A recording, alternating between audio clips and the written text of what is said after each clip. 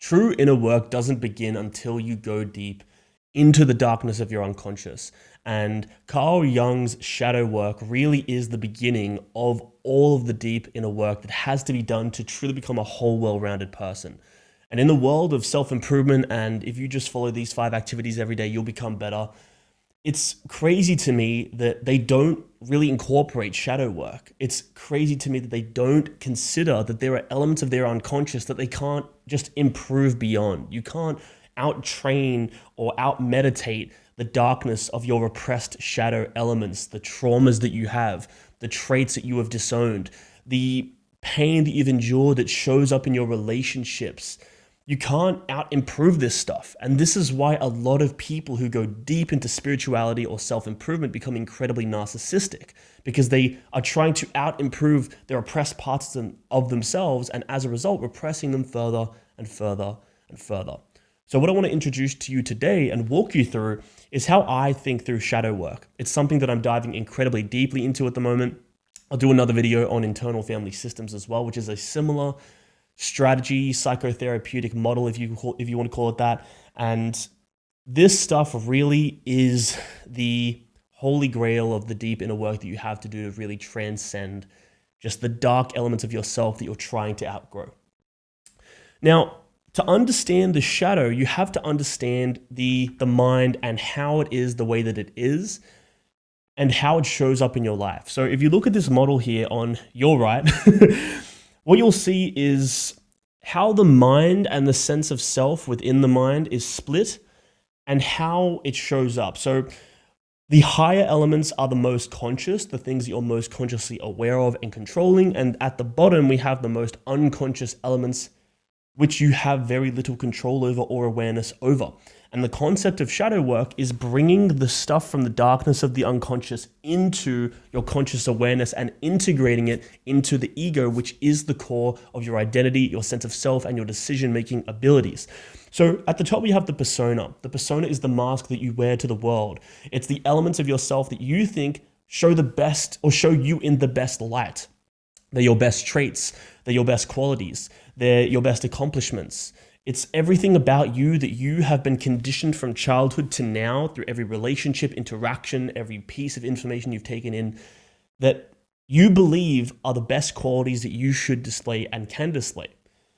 This is the mask that you wear because you know deep down that that's not your entire self. It's just your idealistic self. Now, at the bottom again, we have the shadow. The shadow is essentially it's the bag that you carry over your shoulder of all the things that you've been told by society wasn't good enough, wasn't deemed admirable, the things that your parents told you not to show. For example, if you were angry and your parents said, no, we don't show anger, then you may have repressed your anger. Or if you try and stand up for your own opinion with your parents and they say, no, we don't do that. Like, you just have to listen. I'm the authority here. Then you'll throw down and embody this submissive character because you've gotten rid of your ability to be assertive, and your assertiveness has been repressed.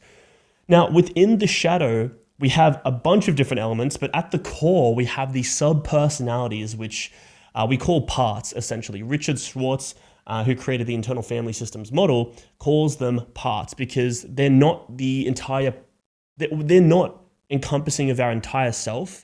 These are just sub-personalities that have been trapped and repressed and chucked in the shadow, but that still show up in unconscious ways. Because again, anything that is in the unconscious will find its way to seep its way into your life in some way, shape, or form. And I'll run you through how it does that in a moment. Now, these parts are why you exhibit certain traits, why when you get challenged in your relationship, you get this abandonment anxiety or this need to snap at people, right?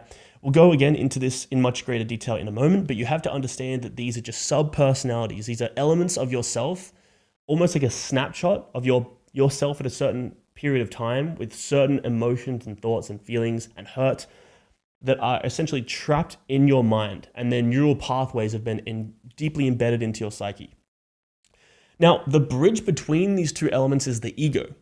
Now, the ego is essentially your sense of self. Obviously at the larger scale, we have your entire self, but this is your conscious sense of self. This is where your identity is held. It's where you make decisions from. It's the bridge between what you show to the world and the elements of yourself that you've kind of pushed down, right? It's the bridge that allows those two to come together. And contained with all of this is essentially contained within the entire psyche, the entire self, everything that you are as an individual. Now, let's actually look specifically at the shadow here. Now, if we look over here on your left, what you'll see are essentially the layers or the holons of the shadow and how they are displayed in your life. So, of course, the greatest bucket is the shadow itself. Within that, we have those sub-personalities or parts. Those sub-personalities or parts have certain traits, and those traits and those parts elicit certain responses. These are essentially shadow responses and shadow traits, which are the things that you actually see in your life. These are the responses that make you reach for porn when you're feeling a certain way, or reach for drugs or alcohol or weed or whatever it may be, because you can't cope with your anxiety. This is the reason that you snap at people. This is the reason that you don't allow yourself to get too close to people that you're romantically interested in, because you're afraid of being hurt. And all of this stems from, again, these parts of yourself which are trapped in periods of time. For example, let's draw this one out. Let's say that there is a part of you on the timeline of your life right here where you were cheated on, right? So what this creates, hopefully you can see this, is, let's actually draw this a bit further down, is this part of you that we call an exile. Now, exiles are essentially the vulnerable parts of yourself that were deeply hurt at some period in your life, and your conscious awareness is deeply afraid that that pain will repeat. And because you've been through it before, your mind doesn't believe inherently that it can trust you as an individual, as a self, as a consciousness, to protect it from repeating that pain. And so what happens, let's draw this in another color so you can really see it, is that it creates another layer around it called a protector. Now, these protector parts are what exhibit these traits of, I guess, anger, frustration, that make you snap, that make you self-critical, that make you reach for weed or drugs, that make you, that create this inner self-dialogue of criticism. This is why you experience the symptoms and the responses that you do, because these sub-personalities have traits that really take over your actual character, and you begin to elicit these traits and elicit those responses.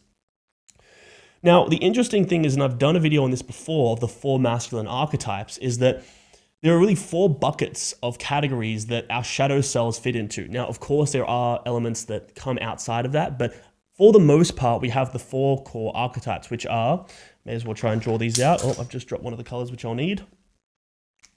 We have the king, which I'll try and draw a crown here. We have the king. We have the warrior. We have the magician. Maybe we'll put the purple here. Hopefully that looks like a wizard's hat. Doesn't really. And then we have the lover. Now, within each of these archetypes, we have the character traits that they embody in an overactive state and an underactive state. So you can imagine that each of these has a branch coming off, one being underactive and one being overactive. So the traits and qualities of each of these archetypes are either over-displayed or under-displayed and repressed. For example, the lover, when over-displayed, becomes too in touch with sensation and sensuality, so they become addicted, they become promiscuous. Under-displayed, they become emotionless, they become apathetic, unable to love and connect. The warrior, if over-engaged, becomes angry and attacks and is just very defensive and doesn't have a lot of holistic care for other people, because at the end of the day, the warrior is always mission-driven. It's always fighting for the good of the town, for the good of the city, for the good of their people, right? They're doing it because they're mission-driven. The underrepresentation of that is that they become weak, they become passive, they become unable to assert themselves, they become people pleasers, right? The king, overrepresented, tyrannical, underrepresented, weak leader, and unable to lead. You get the point. But essentially, I would go back and watch that video, because it's going to make way more sense of the different archetypes that you may be displaying, because it will give you hints into your shadow.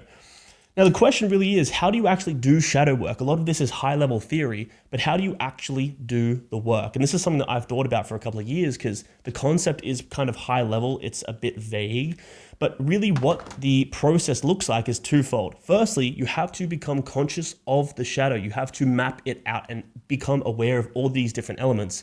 Because the truth is that you actually, at the moment, if you're allowing these parts of yourself to show up unconsciously, you don't even know they exist. And this is what's so sneaky about the shadow.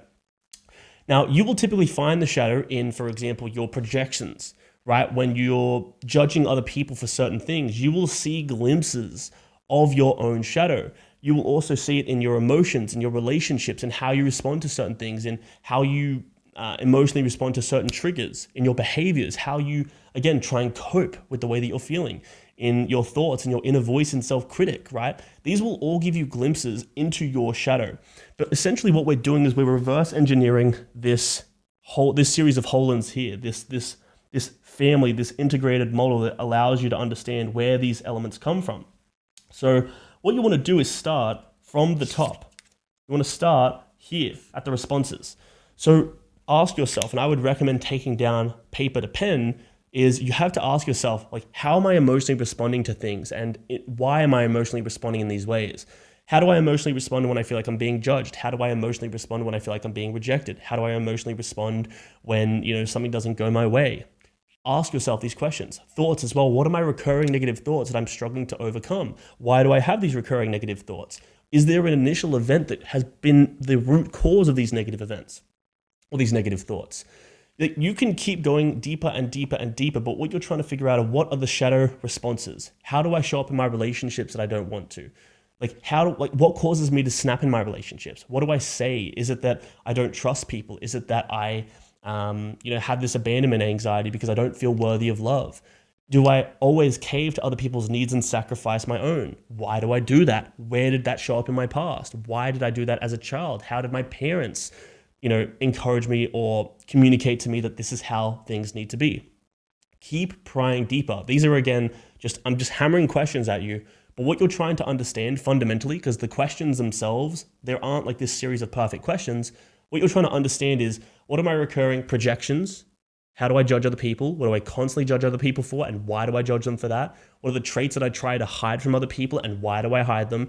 What are the traits that I don't think are admirable? And what are the traits that I do think are admirable? And why do I feel that way? Again, what are the emotions I experience and why? What are the thoughts that I experience and why? What does my inner critic tell me and why? How do I show up in my relationships that's destructive and why? And what you'll get clear on are all the different shadow responses that you have. Next, take a look at the shadow traits. Like, what are the actual traits that you're displaying that you're trying to hide from the world? Again, if you want to go back to this video, take a look, because maybe you are showing the specific traits of these different archetypes. The addicted lover, right? And you're someone who always finds themselves addicted and using sensation and feeling and pleasure to try and escape from their pain. Maybe you're the type of guy who's quite overly, I wouldn't say overly masculine in the sense that being masculine is a bad thing, but you're overly aggressive and you don't have the empathetic side of the entire psyche of the anima, which is a feminine aspect of the repressed masculine psyche. So maybe you are the hyper macho, aggressive or disagreeable. And again, you're over displaying the traits of the over-engaged warrior. Maybe you're manipulative and you're over-engaging and using the shadow traits or displaying the shadow traits of the magician. Again, go back and watch that video. It'll give you more insight into what traits to look for. But essentially, these are your trustworthiness. Do you trust other people? Are you trustworthy? Do you lie? Your just tendencies to be selfish in general. Do you tend to opt for other people's best interest or your own, or are you well integrated? Look for the things that you are ultimately trying to hide from other people about yourself, because they will give you the seeds that you need to understand as to who you are and what these traits are. The best way you'll find them, again, in your judgments of other people, in your relationships, and how you respond when you're stressed. Once you can try and get all these elements down on paper, the responses and the traits, then you can start to map out the parts, right? So the parts really are, again, these elements of yourself that are trapped in time. So you want to look at, what is the vulnerable part of myself that this protector part is protecting me from? Now, this is hard work, because the protector is there to protect your exiled part in your subconscious, even from yourself, right? So you might not actually be able to get past the protector part. But what you want to do is ask this protector part, and again, on paper, is what are you trying to protect me from? What pain are you afraid is going to reoccur? And why don't you trust me to be able to protect you? How can you build trust with that part? By getting clear on the problems it's facing. Once you can really understand what this protector part is trying to protect you from and what this exile is feeling, then you can probe a bit deeper and ask how that exile felt in that period of time. Maybe it felt unlovable, rejected, maybe it felt broken. Whatever it felt, try and get clear on what this exile part of you felt. For example, maybe it was a part of your childhood where your parents made you feel a certain way. You have to get clear, or for example, maybe you were bullied, but you have to get clear on what this exile actually felt and why it felt that way. And try and build trust with it. And not only that, you have to just build full-blown awareness around why it is the way that it is, so that you, again, can integrate these parts back into your psyche.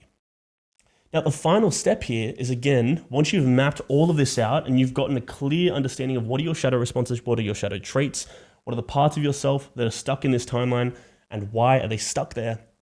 And then you can begin to actually integrate these elements into your shadow. Now, how do you do that? The first thing you have to understand here is that every single trait, both positive and negative, is possessed by every single person on the planet. Every single person is extroverted and introverted. Every single person is selfless and selfish. We just display them in different ways. The second point is that there is no such thing as an inherently good or bad trait. Selflessness and selfishness can both be good or bad traits. Being selfless we tend to see selflessness as a positive trait, but what about the people pleaser who does everything for everyone else and sacrifices himself? Other people might benefit, but he eventually loses. Selfishness is the same, but the inverse of that. He's always taking and benefiting, but the other person is obviously at a loss.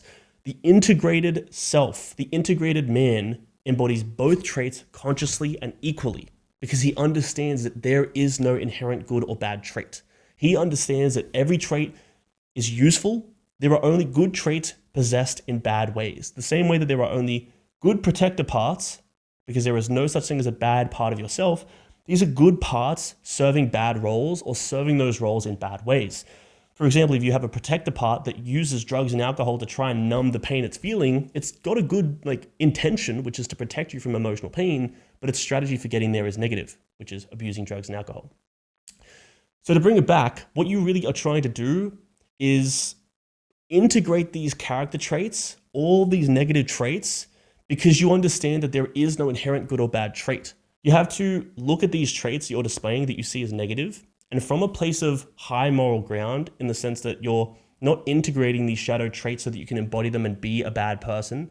If your shadow trait is selfishness, your goal isn't to integrate selfishness so that you can be selfish. It's to integrate both selfishness and selflessness together into one, because you see them both as inherently balanced and neutral.